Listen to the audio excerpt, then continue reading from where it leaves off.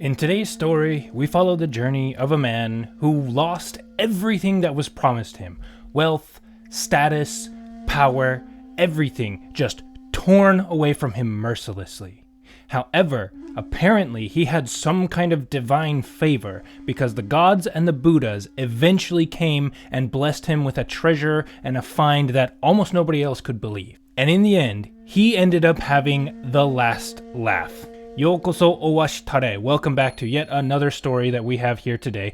And if you like Japanese history, Japanese culture, storytelling in general, please don't forget to like the video, subscribe to the channel because there are plenty of stories where this one came from. And I have no caveat, so let's just get right into the story.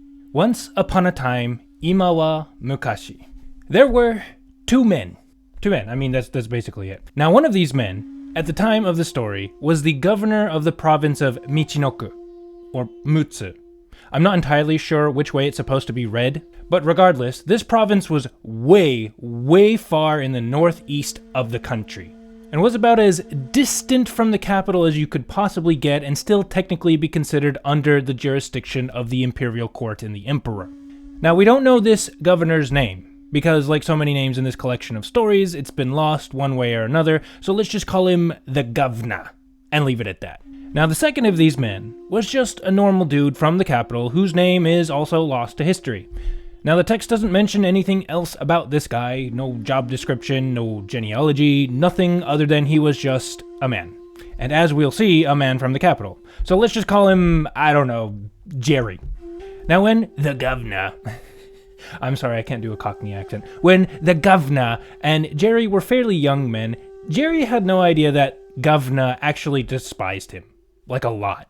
In classic Japanese aristocratic fashion, however, he largely kept his unbelievable distaste for Jerry under wraps. Because of this, and I'm guessing for some other unspecified reasons, Jerry was actually around the governor, who actually at the time of this story had just been named governor of Mutsu.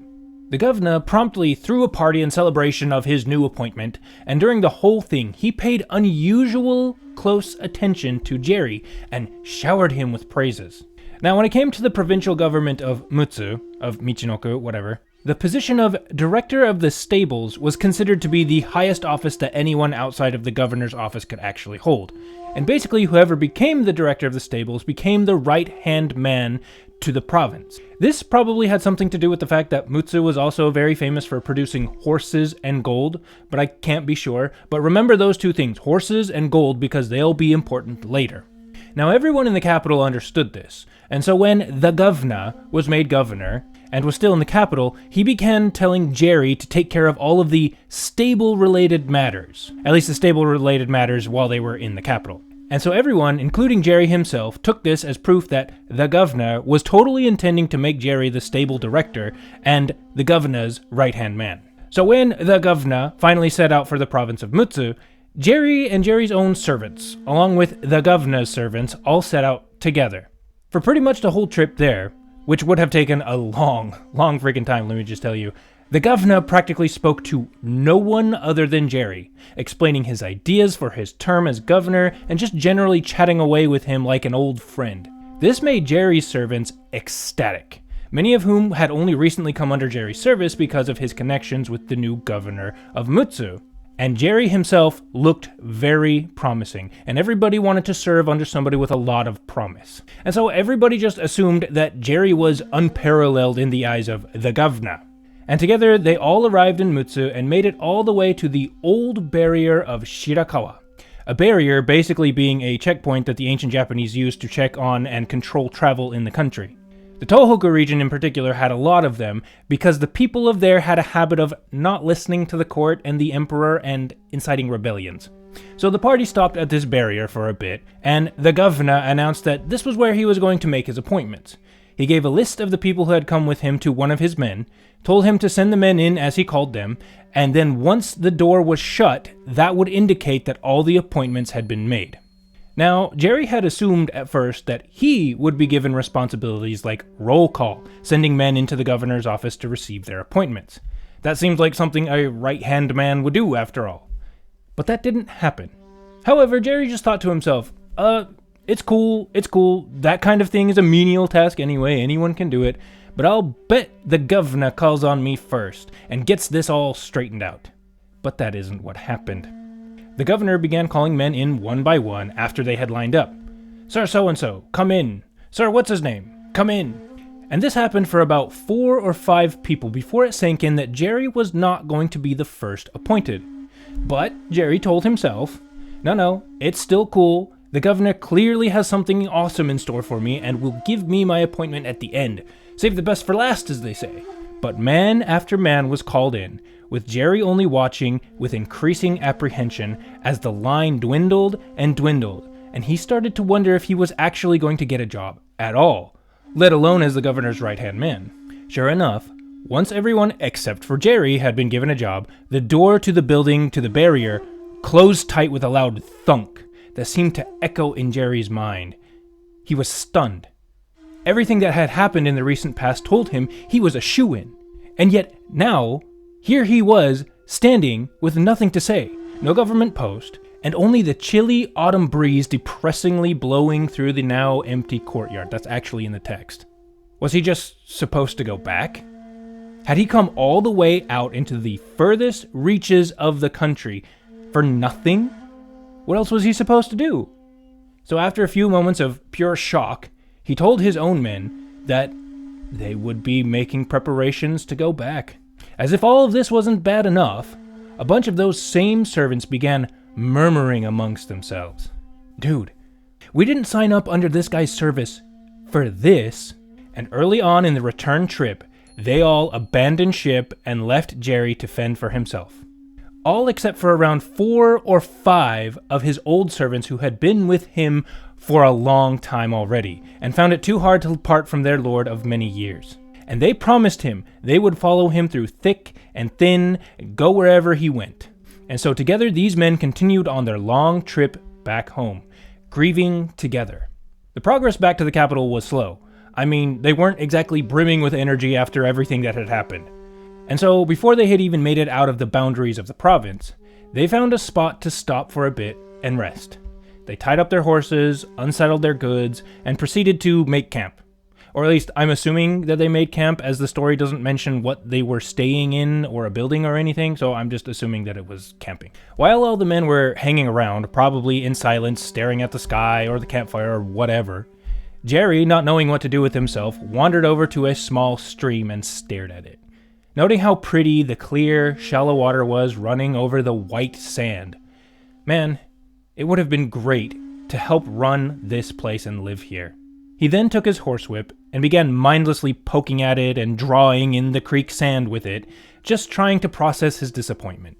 He had only been doing this for a moment or two when his whip suddenly ran into something sturdy, buried under the sand.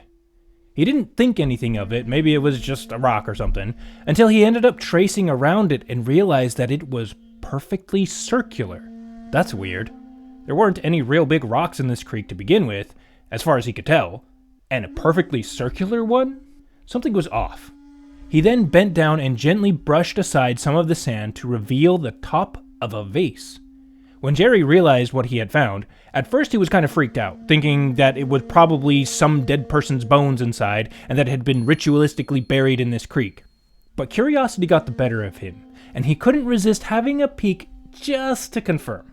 But when he removed the lid, he didn't see the dull white of dead human bones, but rather a yellow sheen glinting in the setting sun. Jerry did a double take, looked again, and realized that this random vase that he had found in a stream was almost completely full of pure gold. Now understanding that he had just struck it rich by complete happenstance, Jerry's melancholy completely dissipated.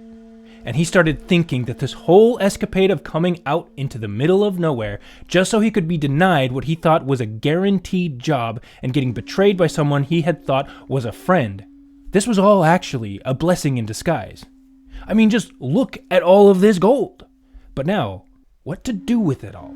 Jerry was not a stupid man, and he had no intentions of making a big scene about this absolutely insane find.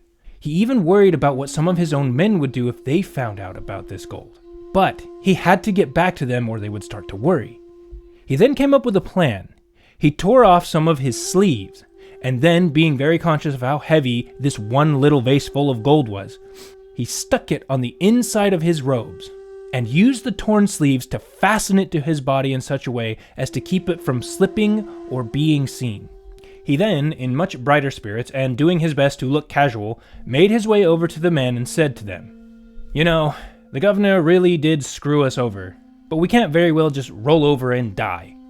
I have an idea. The current governor of Echigo is actually a really good friend of mine that I've known for many years. Let's go see him and figure out what to do from there." Now, none of the remaining servants had ever thought of this as an option. They were all probably expecting to just go back to the capital as soon as possible, as all good aristocrats of the time wanted to do. And so some of them were taken aback at this new plan and asked, What's the good in doing that, sir?"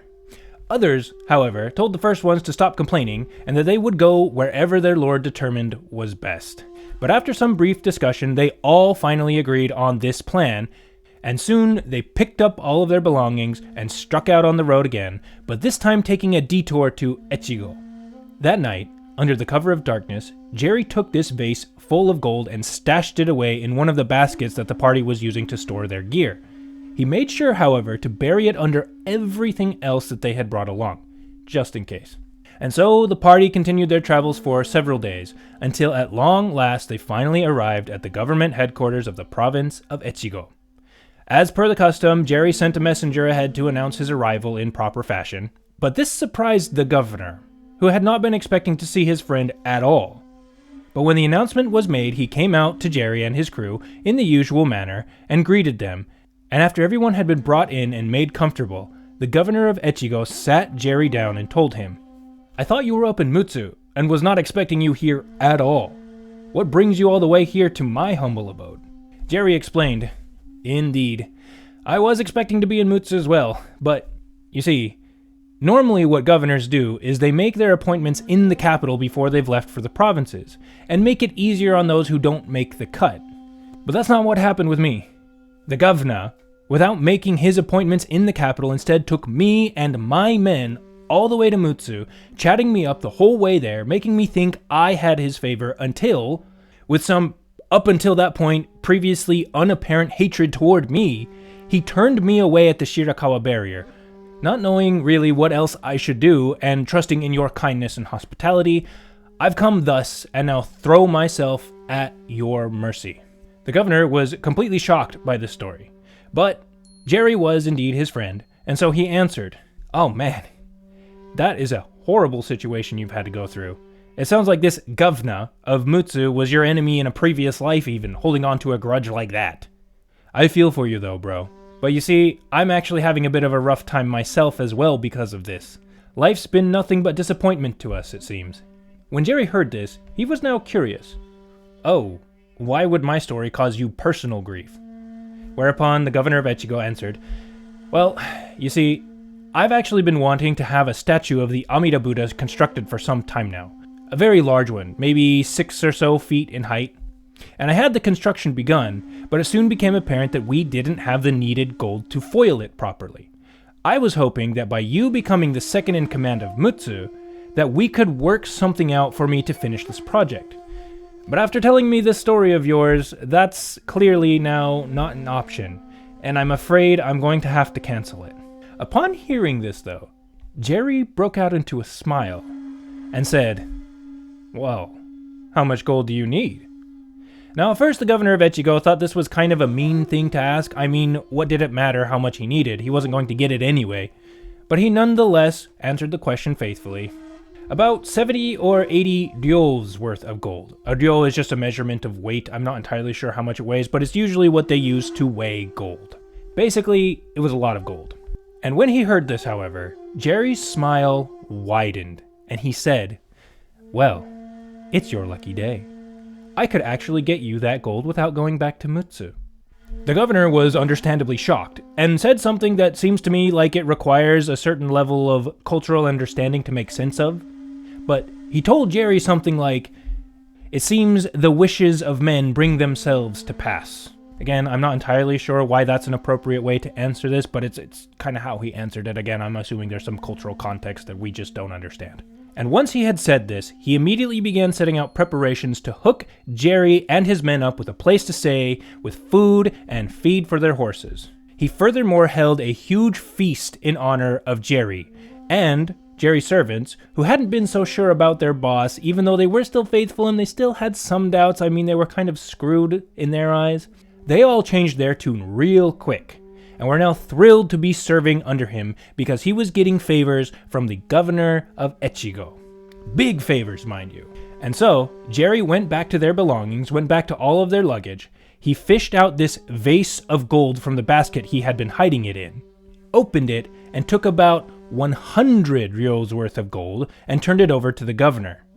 The governor, of course, was elated beyond words, and both he and Jerry were extremely grateful that Jerry had ultimately not gotten stuck up in Mutsu and instead had this unbelievable good luck that was going to allow the governor of Echigo to do what he had always wanted to do and commission and forge a statue to the Buddha Amida, probably granting him good karma, better afterlife, yada yada, all that good stuff. Now, this governor's term as governor of Echigo came to a close before the governor of Mutsu's did. And when this appointment ended and he headed back to the capital with Jerry and his crew, Jerry had become a wealthy and powerful man and eventually found work as a high-ranking assistant to the court. Eventually, Jerry was put in charge of managing one of those barriers that I mentioned before. And at some point, for some ancient Japanese reason that I don't fully understand, one day, they ended up having to halt transportation across that barrier. And it just so happened that while this barrier was under lock, who should happen to be there but the governor, with his wife and his one daughter and all of his servants. The man who had tried to ruin Jerry's life with this whole thing. Now, at some point, the text doesn't really go into detail at this part, at some point, both men realized who the other was, and both also realized that the governor was now at Jerry's mercy.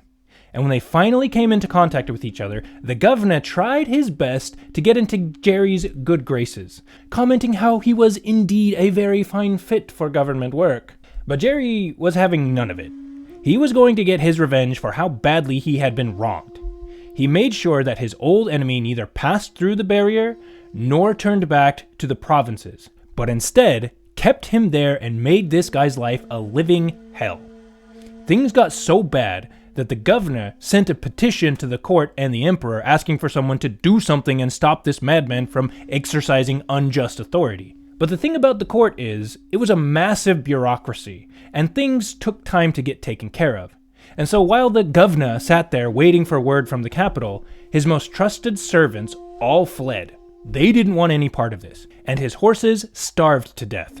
And Jerry made sure to add insult to injury by doing all of this in a way that besmirched the governor's honor and dragged his name through the dirt. And then the story explains that this is why you don't screw people over for no reason, because they may one day become very, very powerful and take their revenge. You just cannot predict the future. And finally, the story muses on the fact that Jerry probably had some kind of divine guidance or divine grace from the gods and the Buddhas, and that they had helped him stumble across a pot of gold that then led to him becoming extremely wealthy and successful. And thus is it said that these were all rewards from some kind of past karma. And again, it seems a little bit of an odd place to end the story, but that is the end of the story. Now, I don't have anything in the way of cultural commentary that I didn't already go over in the actual story, but I am very curious. Do you think Jerry was in the right here? Was he right for taking his revenge on this man? Obviously, the governor of Mutsu had it out for him and he shouldn't have done that. But when Jerry became rich and powerful and had an opportunity to be, I guess, the bigger man, should he have been the bigger man, or was he well within his rights to make this man suffer for everything that he had done to him? I mean, were it not for this man's actions, he never would have gotten this gold, he never would have become rich and powerful. Actually, he might have become rich and powerful because, I mean, he was still going to be the right-hand man to the governor of a province, which could very well work out wonderfully for him. But again, was he in the right? Was he in the wrong? Was he kind of in a morally neutral place? I don't know. Let me know what you think. But if you did enjoy this story, please give the video a like. Please subscribe to the channel because there are plenty more stories where that came from, and we've got plenty more to get through. And please share with your friends, share with your weeb friends, your Japanese history friends, your storytelling friends, or your friends who just need something to put on in the background while they go grocery shopping or do their laundry or other menial house chores. And if you've been watching all the way up to the end, I thank you sincerely. Ito katajike no koso haberikere, and hopefully we will see you for the next story, which also features men looking for gold and striking it rich, and betraying each other. Or kind of betraying each other. Attempting to betray each other. I don't know. You'll see. Anyways, thanks so much, guys. We'll see you later. Have a good one.